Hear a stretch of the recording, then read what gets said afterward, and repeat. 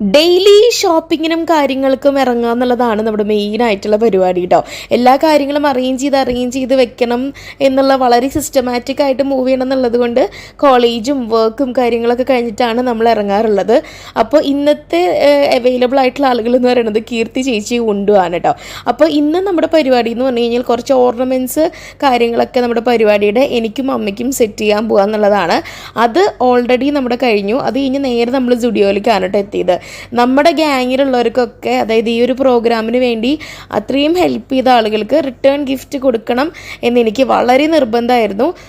വന്ന ഗസ്റ്റുകൾക്കല്ല കേട്ടോ, അല്ലാണ്ട് സ്പെഷ്യൽ ആയിട്ടുള്ള ഗിഫ്റ്റ് കൊടുക്കണം എന്നുള്ളത് കൊണ്ട് നമ്മുടെ ഡാൻസ് ടീമിലെ ഓൾമോസ്റ്റ് ആളുകൾക്കും ഇതിന് വേണ്ടി ഒരുപാട് എഫേർട്ട് എടുത്ത് നമ്മുടെ കസിൻസിന് വേണ്ടിയിട്ട് ചെറിയ ചെറിയ സാധനങ്ങൾ എന്നെക്കൊണ്ട് പറ്റാവുന്ന രീതിയിൽ എടുക്കാനായിട്ട് വന്നിരിക്കുകയാണ് കേട്ടോ.